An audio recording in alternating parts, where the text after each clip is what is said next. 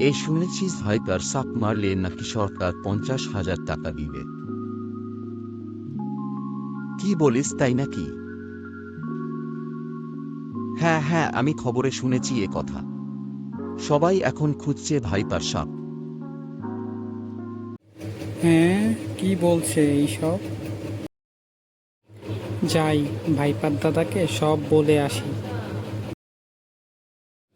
Viper দাদা, শোনো শোনো, তোমার নামে একটা খবর আছে, শুনে যাও শুনে যাও। কি রে ছোটু, তুই এত দৌড়াচ্ছিস কেন রে? জানো জানো তোমার নামে মানুষ কি বলছে? কেন রে, কি বলছে? মানুষ বলছে তোমাকে মারতে পারলে নাকি 50,000 টাকা দিবে সরকার। কি বলছিস এইসব? আমার তো তাহলে রেহাই নেই। হ্যাঁ দাদা, হ্যাঁ, তুমি চলে যাও দাদা, অনেক দূরে চলে যাও, না হলে তোমাকে মেরে ফেলবে। এই জীবনে একটু শান্তি পেলাম না।